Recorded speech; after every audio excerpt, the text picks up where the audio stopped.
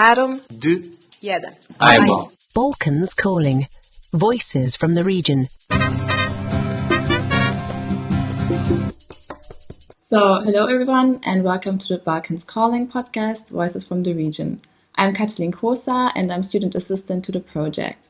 Today I'm talking to Lea Horvat from the Friedrich Schiller University in Jena and Aleksandar Ranković from the University of Vienna. Welcome and thanks for being here. We will talk a bit about you and your research, but first of all, could you please introduce yourselves? Hi, thank you so much. This is our first podcast, so we are very excited. I will start. My name is Lea, as you already said. So I'm a postdoctoral researcher in Jena, and I'm working on coffee, gender, and labor in the Habsburg Empire. I did my PhD in Hamburg on cultural history of mass housing in Yugoslavia. A book just came out. And beforehand, I studied in Zagreb art history and comparative literature. Yeah, thank you very much. My name is Alex. This is actually my second podcast, Lea, so I don't know. I don't know about you. No, just kidding. Yes, I'm a PhD candidate at the University of Vienna, and I am writing my thesis on gay and lesbian activism in late socialist Yugoslavia and sort of discourses of military reform in the Yugoslav People's Army. Before that, I studied East European Studies and Political Science in France and in UK. Thank you. The two of you published a paper called Galeb golub, Heritage Scholars, Power and Knowledge Production in Post-Yugoslav Studies. Why did you start engaging with the topic? How did you gain interest? Lea and I started out quite pragmatically, I think. We started exchanging sort of anecdotes, and we started talking about our own experiences, different experiences, but also weirdly similar experiences, I suppose, while sort of doing research in Southeast European studies. And when we sort of started talking about what we had seen and heard, we were also sort of trying to push that to a more systematic, let's say, investigation of what was going on. And we started talking to people that we knew, and through that, in a way, kind of like a weird snowball system, we sort of, started talking to friends and colleagues in Southeast European Studies, I guess. And at some point, we had this Excel spreadsheet. Yeah. Do you remember? So it wasn't just people who we knew, but it's a very small field, as you know. So we had kind of a spreadsheet and we put all the name in this spreadsheet. So the names of people we found and we could talk to. So it was there was also this stage of our work. Yeah, and one thing is the phrase in the title Galeb golub. Do you want to tell us about the story behind that? Yeah, so this was just a very minor translation mistake from Zunhausen's book, and it was about this mix-up of Galeb seagull and golub dove. So we kind of reflected on the implications of this anecdote. I won't spoil too much from the article, but I think this is, for me, quite interesting point in the articles, because I think there was so much discussion about should we put this anecdote, but we kind of wanted to bring some examples, and we thought this is a very safe example because it's like a person who's very established in German discourse, so it's not someone who is in precarious working conditions. But there was a lot of criticism, I think, because we singled out someone, although I think we kind of contextualized it quite much, that it's not about like this one mistake, but it stands for some kind of structural issues. Yeah, I think it's also kind of in the article, right? So there is no intention to sort of single out individual researchers in a way, but just to look at what it means. And I think it is a very good example, actually, at the end, because, I mean, it is already, I don't know if we are allowed to talk about what is in the article. Leah didn't want to spoil it, but Yeah. but sort of we tried to connect it, right? So the story is about Tito's yacht, obviously, which had the name Galeb, and which is translated as Möwe in German, but it has this sort of like second connotation in BCMS languages that we are also describing in the article, which is Galebarenje, which is sort of like the seagulling basically on the Yugoslav coastline, on the Croatian coast, where sort of locals try to flirt with tourists, right? So like seagulls basically hovering above them and among them. And sort of this brings a sexual and sort of like flirty connotation to this whole thing. And we have expanded it sort of for this, for the purpose of the essay. In that way, I guess, yeah. Yeah, so I would say it's about finesse in language comprehension and what does this bring to research. It's not the only component, but it's just small, like a very, very small example of what could this mean. All right. Also in the article, you mentioned Höpken's work on Franz Ronneberger, one of the key figures of Southeast European studies in Germany, who was also a member of the SS and distributed their ideology with his research. And after the war, he went on to obtain a professorship in the field of communication. And also, you mentioned Casa's work on Southeast European studies in Graz. So this is like kind of a big question, but what would you say has changed in the research about Southeast European studies and what maybe hasn't changed?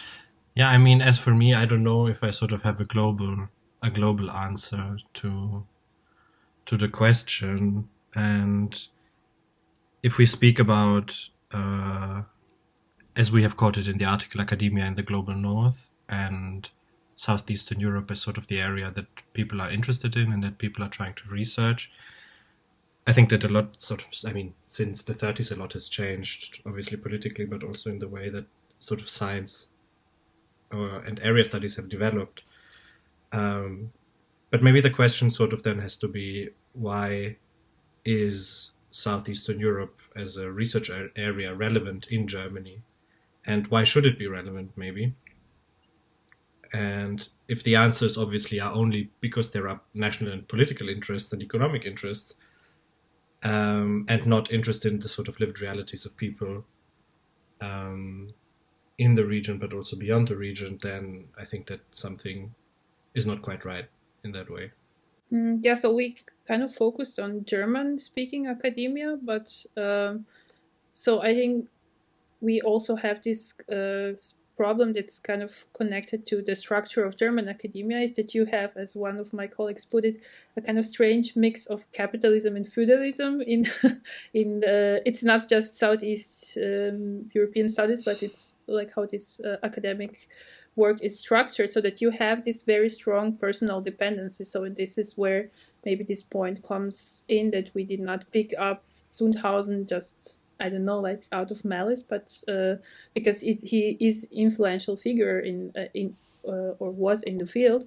So you kind of have this structure of power that's organized in a different way than, let's say, department structure in Anglo-Saxon academia. So I mean, this is, I think, something that's very specific. It's not just in German case, but so that this kind of makes it resistant to change in a way, because you always have this personal dependency, and the field is so small, so you kind of know everyone. And as Alex said about like this geopolitical impact on area studies, so that it's kind of shrinking right now, and you have less and less positions, less funds. And you have like this stronger competition among people. So I think all things kind of bring these issues together. And I think this was kind of what we wanted to talk about in a way. I'm not sure whether this makes sense now. We'll see. Yes, all right. you're also using the term heritage scholar instead of the German equivalent academically mit Migrationshintergrund. I thought it was like really interesting, especially if we're talking like about like how are we talking about things and which terms are we using for what. Could you maybe explain why you opted for that term? So I can start. So I think it's not really completely equivalent because in German, Academiker mit Migrationshintergrund could be someone who let's say studies engineering and doesn't do anything related to the country that to which they are connected. So we wanted to have this aspect very visible, so that you have some connection to a specific place, and then you do research on it. So to have it together, but also in a way that we do not really want to say like people who are from I don't know, like certain country. Just like to kind of put it in this German term of blood and soil, but we had this kind of very open category, so we put it in a footnote, I think, in our article. But the idea is so that people can choose to affiliate with this term.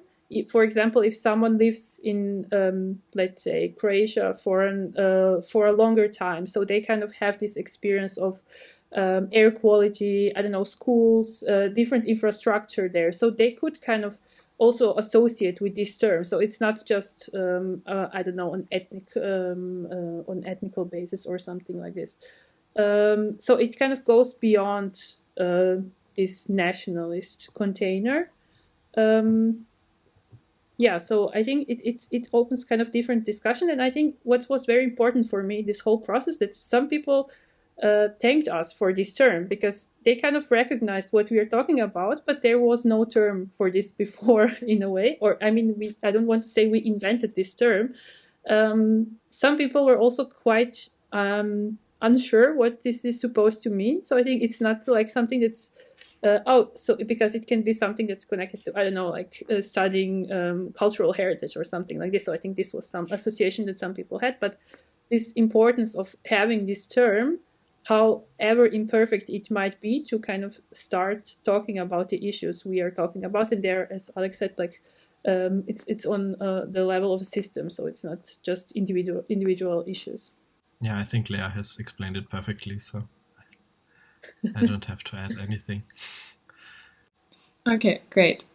Now we can like talk a bit about like the core part of your paper if you'd like to, because as you already mentioned, you did some research and you conducted interviews with 7 heritage scholars in Germany and Austria, and you structured the interviews along 4 relevant topics.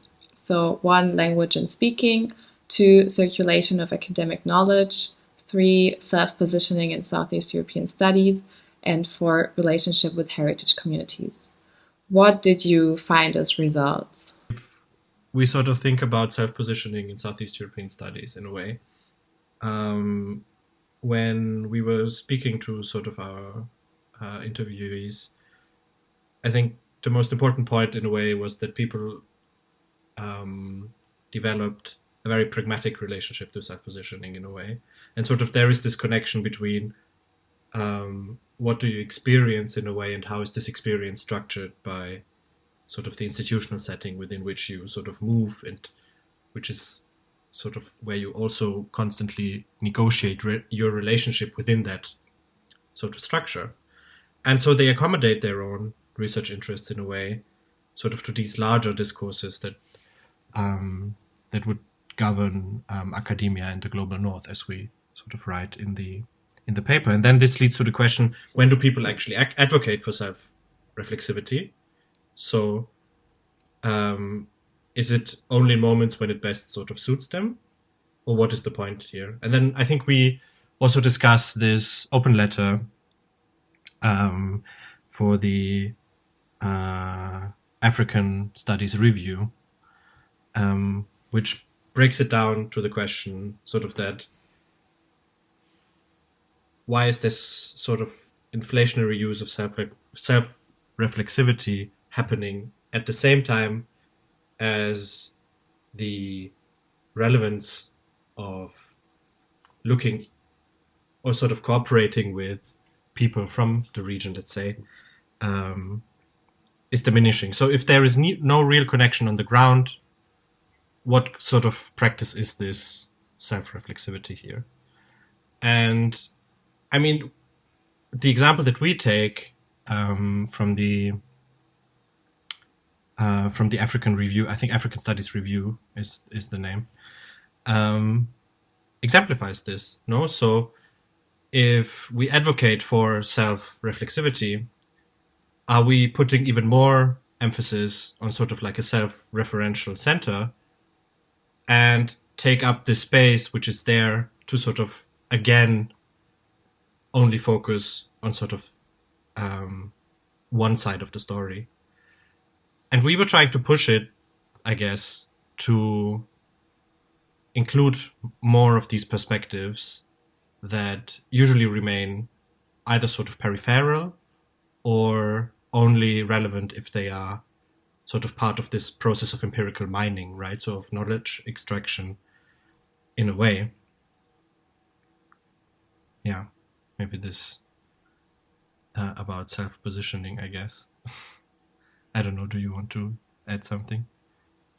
Yeah, this is my favorite topic, as you know, reflexivity and reflection. Yeah, I think you already said many important things, but the point is really that this reflexive turn, as we see it in social sciences as well, humanities, but like I think it's kind of there to keep the status quo, so that you're still the one who are paid to be reflexive. So I think this is kind of struggle for it's a kind of struggle for meaning and like what is actually the point of this whole work. So I think this is kind of the essence of this paper for me, like that we are against this reflexive so I mean, we are not against reflexivity per se, but I think it can, like, our whole work cannot be just reflexivity. So it's something it has to be something beyond this. And I think this reflexivity is kind of reaction to the different issues that came up in the field, as you already mentioned, Katalin, these problematic aspects of the history of the field. So I think like this solution that some people suggest is, oh, let's be reflexive, let's kind of talk about it, but we kind of want to go the step beyond this. So I think this is what we kind of emphasize over and over again. I'm not sure whether this is result of our paper or is our starting and end point, but I think this is kind of the core. So it's good to have this moment of reflection, but then you have to, it cannot be just about you all the time. So I think this is, but maybe we can talk a bit more about these results. Alex, do you want to I can say something about one point. So I think we don't have to over-explain it. So maybe some people will like to read it eventually.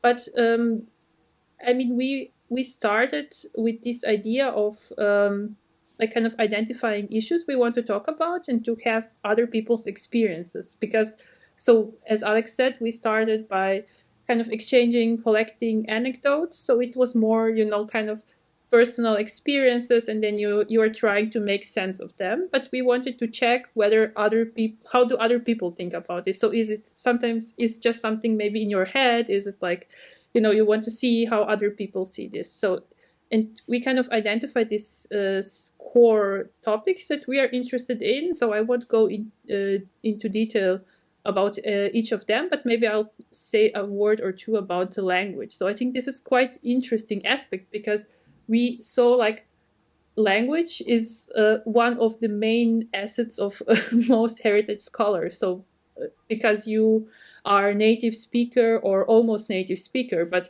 so we kind of saw how this aspect kind of gets diminished, and how you just like kind of get this reaction. Oh yeah, but of course the language. So I mean, it's kind of nice thing to have, but still it's kind of there is this also prejudice about people who study Southeast European studies, who are heritage scholars, because they could not get into something else, and so it's kind of easy way to get in, and they do not get some additional support, for example, to kind of develop their linguistic skills, because it's kind of perceived, oh yeah, so they're already there, so we need to focus on non-native speakers more. But so I think this is one of the moments where this competence that people bring does not get recognized, or it does not get kind of further developed in the system. So I think this was something that was quite interesting for me, and we did not talk about it yet, but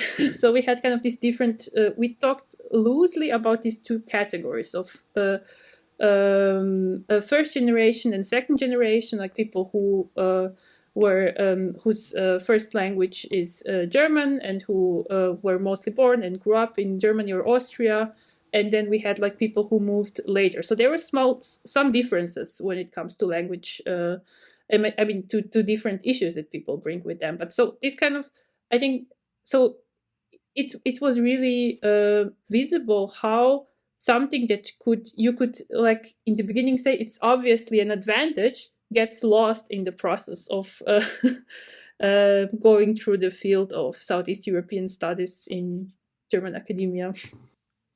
Yeah, maybe I can add just something about what you said in terms of sort of when people think, okay, that you have this asset, right? If you sort of have some kind of background, let's say, from Southeast Europe, it's very easy that, you just get into, I don't know, the Slavistics department or Southeast European studies, and then you have this advantage and so on and so forth. But at the same time, and I think this is also what we have come to see in the results of the interviews, is that there is sort of this cognitive dissonance between these two experiences, right? So on the one hand, you have this sort of biographical, whatever story that you carry with yourself, and perhaps also a post-migrant story in a way that you relate to sort of certain post-migrant communities too. Okay, so this is sort of like this biographical experience that you carry with yourself, and then you go to this academic discourse, and then you hear about sort of different topics that are relevant in academia. Let's say democratization or development discourses, Europeanization discourses, and all these things, and then you study them in a way that they are presented in universities, and then you sort of go back to your community when you go, let's say, when you leave university and you go home, and then there are sort of very pressing issues, very pressing also political issues in your everyday life that sort of do not seem to resonate with these academic discourses, and that are sort of irrelevant to academic discourses, right? So there is one thing that you learn to sort of study in the university, and then you have this biographical experience that perhaps tells you that there are other relevant and pressing issues that sort of do not seem to get the space that they probably deserve in academia, right? And so there is this cognitive dissonance that you carry as not necessarily a contradiction, but as a sort of tension. You might carry it as a sort of tension, which I think we have tried to sort of articulate in a way in the paper. Yeah, I mean, you're already shedding the light onto like this problematic or like these issues. What would you say, or can you make like some suggestions or claims on how to deal with these problems? Maybe what would you say? I mean, I wanted to say something about language, but now because I started talking about this, I sort of have this thought, right? So, what is if let's say if sort of you are teaching in the university in a course on Southeastern Europe, let's say, and if you see in your classroom that, I don't know, 20-30%, I mean, in Vienna, this is very probable, 20-30% have some kind of biographical connection to this base that they are also studying in university, then perhaps it's not so surprising to ask yourself, okay, but what are sort of the lived realities of these people that come to study sort of something like something like that, right? So in Vienna, you could ask sort of what is the lived reality of people from Southeastern Europe in Vienna, in Austria? What are the experiences in terms of that? What are the migrations sort of that are connected to that? And perhaps this classroom setting where you have this experiential knowledge, and okay, it sort of is filtered in a way, and it also depends on sort of structural experiences, but you sort of could work with it, right? So you have all this, you can think about it as an asset, right? You have all these assets in a way that are there in the classroom, and the idea could be to connect them in a way and to make sort of these stories matter also to academic discourses, and not have a relationship to the reality in the classroom where you say, I do not care about sort of these biographical stories. I'm going to explain the region to you more seriously in a way, right? So I think this is sort of something that would be a way to change sort of the relationship and to include certain stories which are sort of preemptively already deemed irrelevant in a way because they are non-academic. Yeah, so we kind of believe that if we would have this better connection, this would also make the field more relevant because it would respond to more pressing issues than, I don't want to single out some topic because everything will sound really bad in this context if I just pick one example. But I think like this connection should be there, and this is part of this structural problem we were talking about.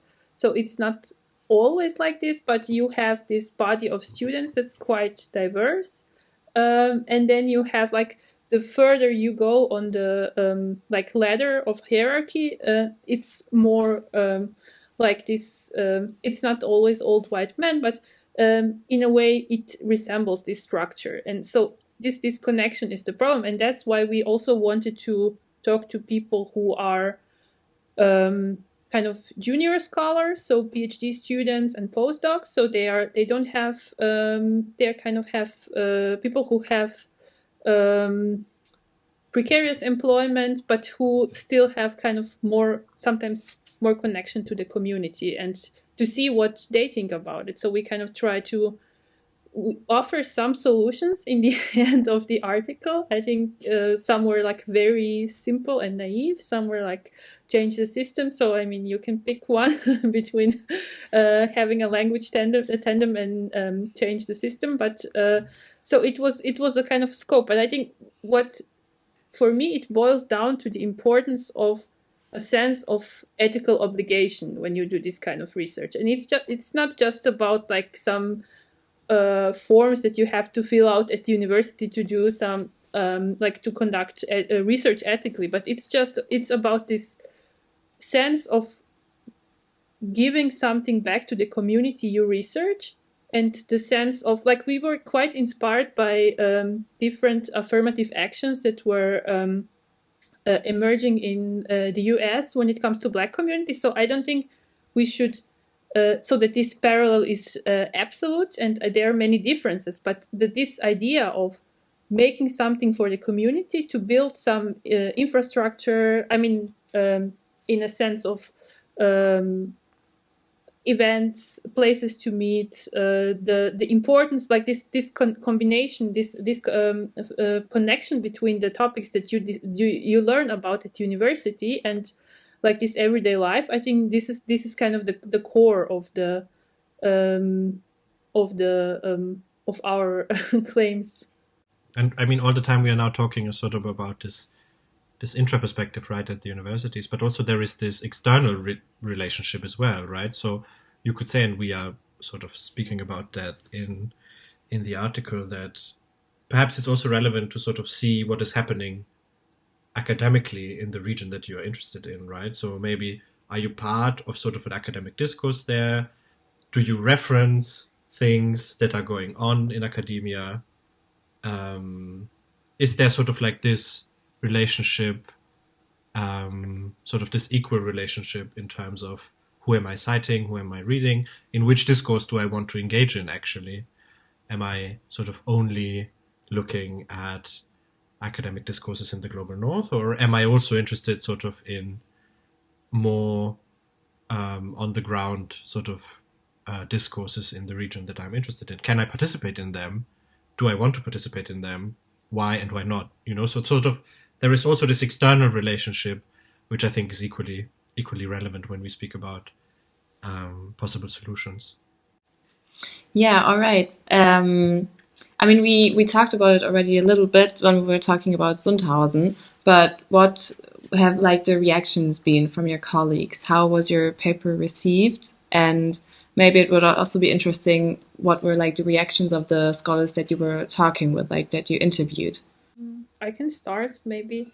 So I would say like the reactions from heritage scholars were very positive. So there was a lot of interest and so many, I mean, it never happened to me that so many people ask, could you share your paper?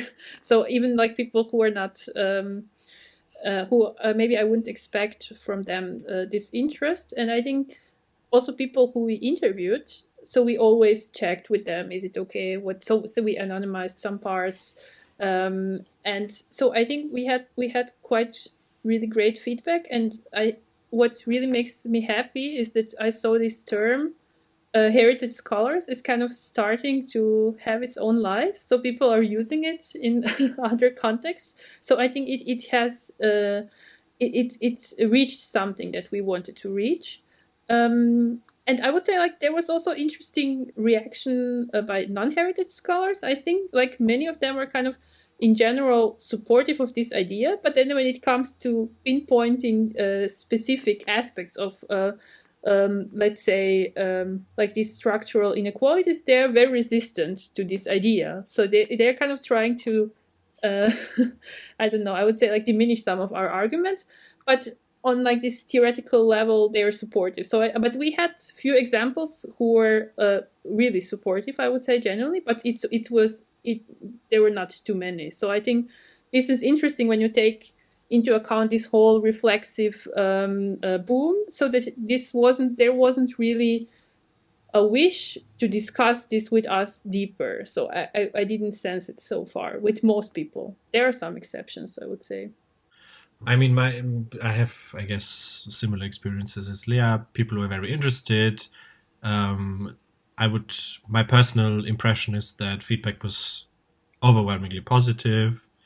Of course, but I think this is always the case, sort of in academia. There are people who are more critical. There are people who are less critical. So, but in a way, I'm also very, very happy that, first of all, the people that we interviewed were sort of positive about what came out of it, and as Leah said, we were this was very important for us to sort of include them in a way that they are also okay with, and so yeah, I think it was for me personally, it was a great experience sort of writing it, but also doing this with Leah. Same, but yeah, I think I also wanted to add, like from senior scholars, we got some positive reactions from heritage scholars. From others, I think it's like more non-reaction. But I think for us, our audience is actually mostly heritage scholars and like junior scholars beyond heritage scholars. So I think this is what we really managed, and I really like that mostly younger people, or people who don't have like secure employment, are interested in these issues. And yeah, because I think like this is the future of the field, so it's really great to have this positive feedback from them. So now I think we maybe have a little bit more time to talk about if you have any like upcoming projects or something that you engage with right now, if you want to share something. Had another round of conversations with people where we focused more on this community building capacity of this notion of heritage scholars, and more specifically on post-Yugoslav case. So this is something that we are still developing. So we presented it at some conferences, but so we will write a paper hopefully at some point. So this is one thing that we are still doing, but I think like we are trying out different formats. So we had like I will have a book launch and Alex will be a moderator. So we have different cooperations. So we met in Vienna, where Katalin was also a member of our working group at Summer Academy. So we are trying out different formats, and it's important for us that this Heritage Scholars things is more like an intervention. So we don't want to work full time on it. So I think this is also for me like this point where I don't want to be self-reflexive all the time, but I think it's an important political intervention, but I still want to have space and time to work on other things. So I think this also suits to our aims, to kind of have small mobile formats. I'm also in a book club. It's called Balkan Fiction Reading Collective. So if you're interested, let me know. So we are reading fiction every month or two. So I mean, we are trying to actually. It's all about getting together for me. So also just like trying out different formats that are far away from this one single author, genius, individual, whatever. So it's just kind of. And we are very much interested in collaborative things. So I also have this Women Write the Balkans platform that I co-run with Anna Sekulic. So it's not just about one person doing things, but to kind of, I think this is also where this new input and creativity is coming in, and what really makes this Southeast European studies more interesting to me, to move beyond this one focus on one person in no matter which way. Yeah, I mean, I agree. I think we have, Lea already said it, we sort of are planning to build upon sort of the things that we have done in the present paper. And we are trying to explore different formats of sort of this connection between, I think, post-migrant discourses in Germany and how they can sort of be made useful, I guess, with this sort of post-Yugoslav, which is a little bit more fuzzy term, and sort of working at this intersection is a really cool thing that also, for me personally, has sort of reinvigorated, as I guess, my interest. But yeah, I guess the same goes for me. I wouldn't want to sort of put it in my sort of as a single issue thing in my personal work so far.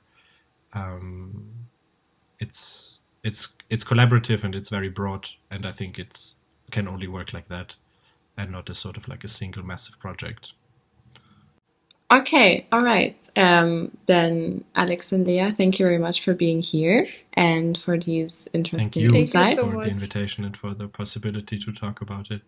Yeah, sure. And yeah, we wish you the best for the future. Thank and you. Thanks for being here.